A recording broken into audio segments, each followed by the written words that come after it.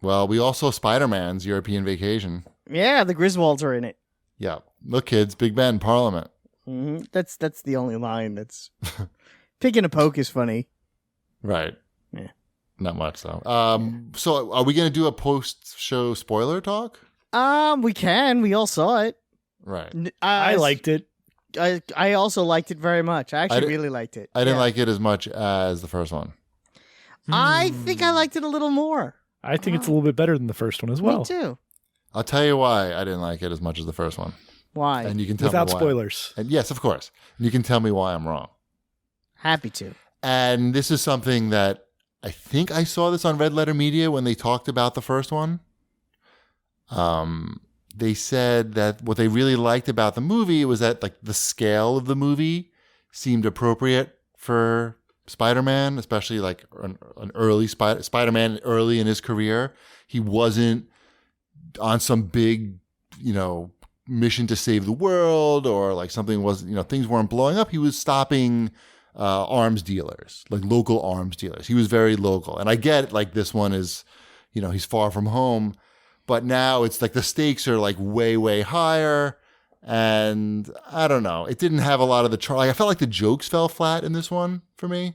I remember I thought the first one was like laugh out loud funny.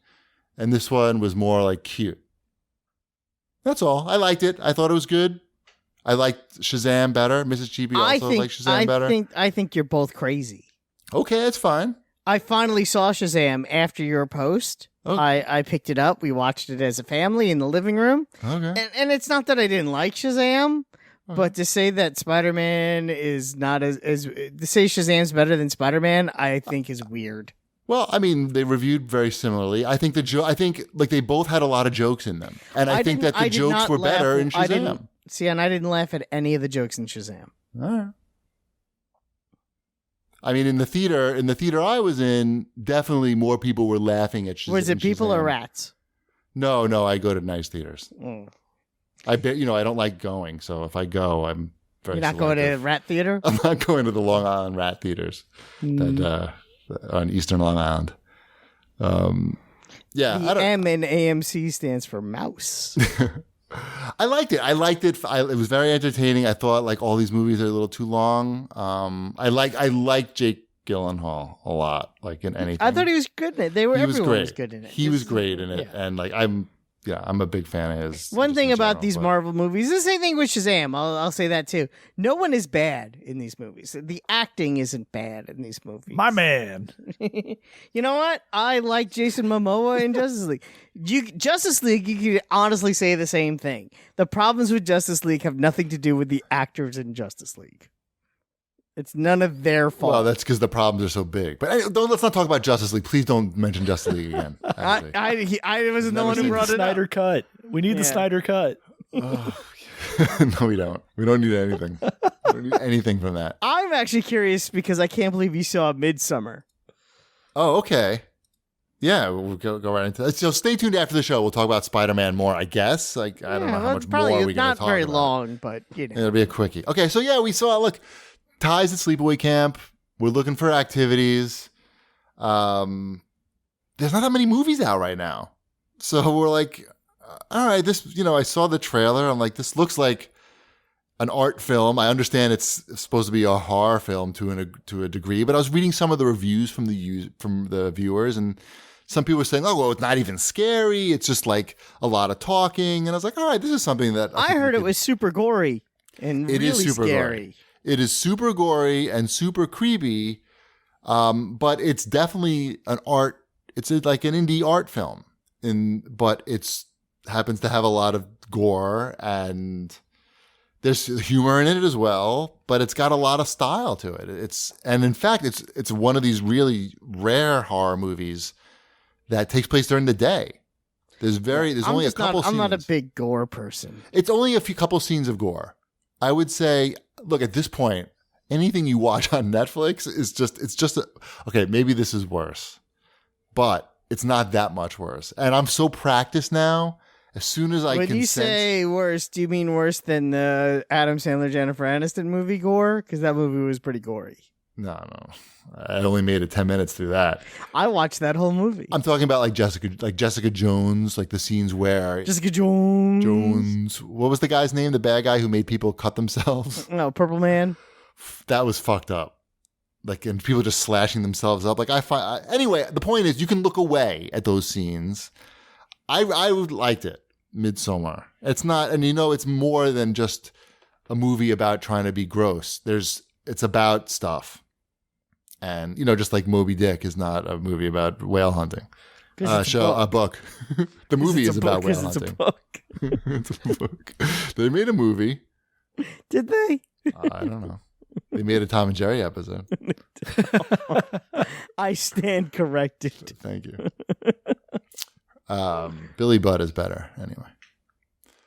At Midsommar, I would say, look, I don't like those types of movies. I don't see them. I didn't see this guy's other movie, his first movie, but I would go back and see it. It was, I don't know, it was interesting. I was thinking about it days after and not just like because it was so gross. So, I don't know. You guys aren't going to see it. But that's fine. Mm-hmm. So you saw Shazam, you said, and you liked it okay, but you didn't. You thought Spider-Man was much better. No. Who saw Bohemian Rhapsody? I did. I finally saw that. Yeah, we've all three seen it. Yeah, because that's finally on HBO. I didn't really care for it very much. I mean, it's a family-friendly telling of Queen. I don't know that it's family friendly. It's not that it's family friendly. It's not family unfriendly. It's not like no. It's Elliot was in and out of the room while it was on, and nothing happened where I felt the need to tell him to leave. But it just nothing happened. Nothing happens in that movie. It's so weird. Well, maybe that's what really happened. Which is also very possible. It could very well be that just nothing ever really happened, and that's the story of Queen. Right? Nothing really happened. But AIDS. But no. That's basically the movie, though, isn't it? Yeah. You know what was better than that movie, I gotta say? The Liberace movie with Michael Douglas? Michael Douglas. What was that called? Behind the Candelabra or something? Yeah, that was fucking fantastic. That's because that his life was crazy. Yeah. But just like everything, that was a good story too. Like, yeah. But the music is better in the Queen movie. Yeah. I guess, depending on what you're into. Sometimes you got to fictionalize something to make it more interesting, I guess. And maybe they should have done more of that with Freddie Mercury. I don't know. I want to see Rocket Man.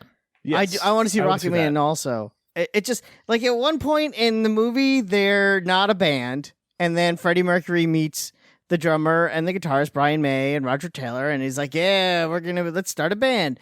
And then they cut to, and Roger Deakins is just there. And they just, like, we found a bass player. And that's his whole story. That's pretty much That's Roger how much Deakins. bands are formed, though. And then they find a drummer or a bass player. The Motley Crue movie was the same way. Right. See? That's how it happens. They could have said, and here's my old mate from art school or something. Just explain why he's standing there instead of saying, and here's Roger Deakins. You know him. He wrote Another One Bites the Dust. Right. But they don't do that. I got another. I got a movie that I can recommend to both of you guys. Okay. And it's on Netflix. So, Shipwreck doesn't have Netflix anymore. What the fuck? Nope. What is it anyway? Maybe you can find it. It's called I Am Mother. It's I'm sure they've been promoting it pretty heavily when you open Netflix because it's one of those. It's with Hilary Swank, and it's about in the future, like there's sort of like an extinction event, and mankind has to be the Earth needs to be repopulated, and there's a robot tasked with that job, and she's raising a girl, and it's about what happens in that situation, and it was a lot better than I expected, and I thought it like the effects were good, even though it's not like super complicated. It was a quality science fiction thriller, and you don't see that many of those. So I Am Mother, check it out on Netflix. Even Mrs. Chibi liked it.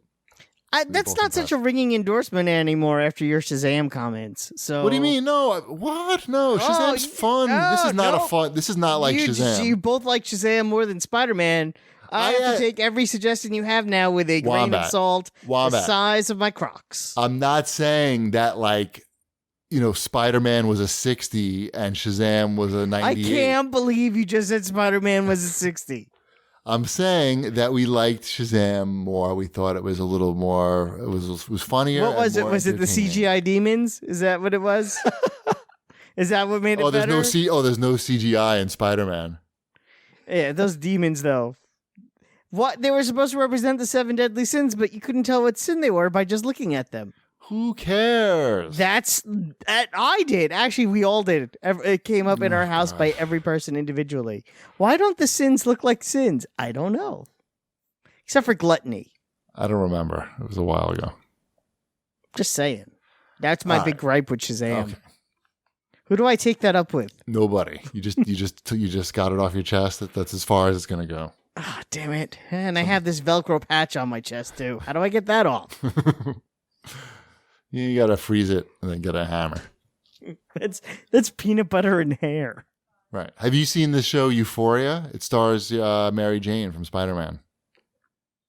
It's on HBO. That's the one, the Zendaya show? Right. Is she Michi? Is she who? Never mind. That joke wasn't for you. Oh.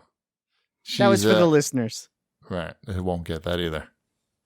They're still waiting for an explanation on the sabotage. Sabotage.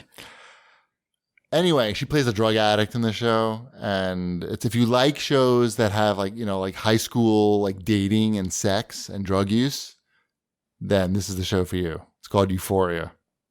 And I've only watched the first 2 episodes, so it could definitely drop off.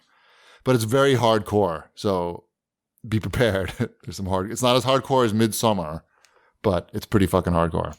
Gotcha. But we like it. Speaking of hardcore, I watched the Lego Movie Part 2. Damn, son. Are you okay? There's a My Man joke in there. There is. It's a little disappointing, though. It's good, but they spin a lot of the jokes in the first movie. Like Spider-Man.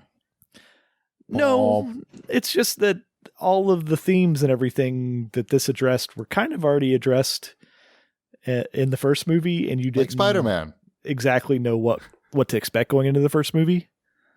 Right. So it was cute. I think our whole family agreed that they liked the first movie more. Yeah. I was definitely checking my watch by, during that month. Yeah. The Ninjago movie is better. The Ninjago movie is better than this. Oh, wow. Have you seen the Ninjago movie, GP? I have not. That was a good one. It's surprisingly good. And I'm not just saying that because I'm friends with the guy who wrote it. But it's actually I didn't know he wrote it until the end. And I was like, this is really good. And I was like, hey, look at that. Oh. Nice. Yeah, go see the Ninjago movie. You and Ty would like it. Maybe I will. Mm-hmm.